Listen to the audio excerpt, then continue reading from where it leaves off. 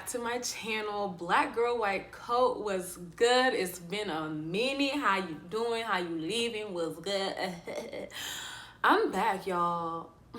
I'm back, y'all. I don't think that's the words of the song. But hey, welcome back. Thanks for watching. Thanks for tuning in. Thanks for being loyal. You was kind. You was smart. You was loyal. If you are still watching this vlog, this channel, look, God bless you, because I have been M.I.A, y'all, and I can't even apologize for it, you know? My life was doing some kind of somersaults. It was just roller coasting and everything. So that's why I was gone. You know, I'm gonna get into that in this video. I know y'all want to know why I was gone, but thank y'all so much for the continued support, for participating in the giveaways that I've been doing on my Instagram. Sorry that the vlogs have been very sparse recently, but we'll get all into that in a couple minutes. But if you are not following me on Instagram, you've missed out on 2 huge giveaways. And when I say huge giveaways, I mean more than 1, more than 2, more than 3 winners in the giveaways, y'all. I'm having giveaways now, you know, where there's like more than 4 or 5, you know, winners, and it's all selected at random. There's not much that you have to do other than, you know, subscribing, following, and just send me confirmation of that, and you're in. You're automatically in. So thank you for everybody who participated. It is now October, so next month I'll have another giveaway, and in December I'll have the first annual Christmas Black Girl White Coat Scholarship. Sorry, that's kind of a mouthful, and I'm gonna probably come up with a more like shortened, succinct title or, you know, name for that scholarship. But I do have a scholarship coming. The funds have come together. As long as, you know, I don't decide to make another t-shirt or anything like that, the funds are there for the scholarship. So y'all stay tuned, and in order to know about that, you're gonna have to stay tuned to my Instagram. But anyways, reeling it back in to this vlog. This is just a vlog to update y'all on my life. I'm probably gonna film another one about right after this. That's gonna be about clinical rotations and 3rd year for me so far. If you're new to the channel, I need you to stop, drop, bust it up, open up shop. No, I need you to go watch some old vlogs so that you can get, you know, a feel of where I'm at. If you're too lazy to do that, I'll give you a pass this time, y'all. I'm Sandra Coker. I'm a medical student in Houston, Texas. Black Girl White Coat was started by me when I started medical school in 2016 here in Houston, and I'm very passionate about what I do, very passionate about mentorship, about inspiration, motivation, and just leading the next generation of minority doctors, dentists, physicians, pharmacists. I'm just trying to inspire out here, because we need more people that look like us out there, you know, helping our moms and our grandmas and our cousins and people who look like us, because people who look like us need to see us, and our diversity is needed in healthcare. So that's Black Girl White Coat. And so now, like I said, in another video that's coming shortly after this, it's gonna be all about my 3rd year clinical rotations. So far I've done OB-GYN, OB-GYN, depending on where you're from, family medicine, and I'm currently finishing up neurology right now. So I'll go into those in detail in the next vlog. But for now, Sandra girl, where you been? Where you been at, Sandra? Yo, you okay, bro? We haven't heard from you, fam. What's good? Well, you know, I'm here to clear the air and let you guys know what's been going on. This vlog was never supposed to be solely academics, you know? It was never supposed to be just that. Y'all, have a big personality, and all my classmates and friends will probably tell you the same thing. I don't think I'm crazy, but I'm a little bit out there, you know? I'm very outspoken, and I try to be as transparent, and that's what I promised you guys from the beginning. So getting on with transparency, let's talk about my life roller coaster as of the past 3 months. So let's see, I took step 1, and I was supposed to come back and talk all about step, y'all, but step crushed me. Like, I can't even sugarcoat it, you know? And, you know, honesty, transparency, I hope y'all respect this, because it's not easy. I debated many a month on whether to even bring up step at all ever again, you know, until I said I was like, maybe I'll bring it up, you know, when I actually get accepted into a residency program. So it'll be like everything I'm talking about isn't useless. But then I was like, no, like at the beginning, I promised I'd be transparent. So guess what? I'm gonna be transparent. So yeah, went back and forth about that. But coming to y'all right now, live and direct, was it? Step crushed me. Like, it's not funny, but you know. Okay. No. Step was a beast for me. It's a very doable test. Let me start with that. It's a very doable test, but the kind of the kind of focus and discipline that step requires, I just didn't have. There was a lot going on in the background when it comes to like personal life and family that was weighing heavily on my mind, that was at the forefront, you know, of my thoughts every day. So waking up and just devoting and being focused on step, I said that I was, you know, I tried my best to be, but looking back, hindsight is always 2020. I was definitely never as focused and as diligent and as disciplined as I should have been, y'all. Like never. Like, I don't think there was a solid week where I can say like I wasn't distracted by something, and it really took a toll on me. I just wasn't focused, and it really showed. Like I thought it was something that I could get through, I can fight through, that I would at least, you know, hit the score that I want, even though I wanted higher, but I was like, maybe I could just hit this score and I'll be good with that. But like, y'all, first of all, I should have known at that moment, like, that I already had myself effed up, because I was not created to be mediocre, and nothing I do is just like, you know, just to hit this and I'll be okay. Like just to be average or like above, a little bit above average, and that's okay. That's never been me. So when I started saying those things to myself, like I should have known like something was wrong. I should have done some self-reflection and all that stuff, and like really hit the pause button and reanalyze everything that was happening. But guess what I didn't do? That.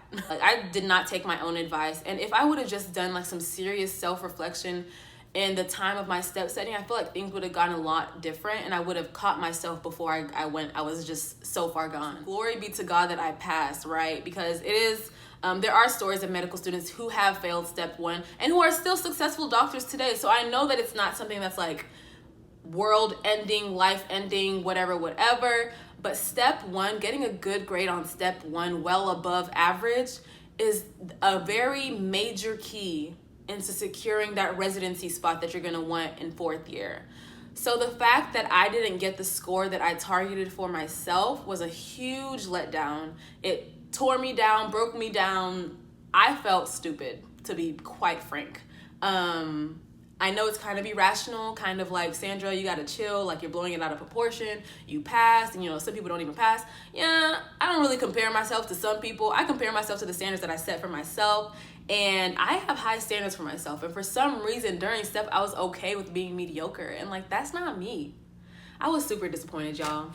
And that's part of the reason why I was a little down and out, concerned, worried, like just really worrying about the future. And like, I just have an uphill battle if I want to, you know, continue to prove myself, because my step one scores didn't prove anything, like as far as residency is concerned. So I have a lot of work to do for step two. I have a lot of work to do in every single rotation. I need to honor, I need to high pass all these things, all these mugs. I need to do well on all my future tests in third year so that I can get those interviews and those spots, secure a spot in a great residency program in fourth year. So I was super worried, as you can imagine. And that had me down for a little bit. But by the grace of God, you know, I had to take things into perspective. I did pass. I'm healthy. I'm alive. I'm breathing. I'm well. And I'm flourishing in third year. Like, God is good. Like, you know, my eyebrows are cute. Like, my hair is growing, even though it's in these dookie twists right now. My hair is growing. Like, I'm okay. Like, you know, I had to take things into perspective. And that was just that was a trial that I went through. And it really tested my, like, faith and confidence in myself. But like, in those moments when we feel super low and something like that affects us, I know for you guys it might not be step, it might be something even more serious, like, you know, family issues or personal issues, financial issues. When we go through lows like that, whatever it may be, I feel like those moments are also good, because that's when we realize how desperate we are for God. Like, for me, that's all it was. Like, my faith grew immensely. I realized that although I was praying for something and I was, really trusting in the fact that God would come through and give me the score that I want, I realized, first of all, I didn't do my part 100%, so I can't be angry. Like, the only person I can be angry at is myself. But at the same time, I have to give myself grace because God gives me grace. Like, his grace is sufficient.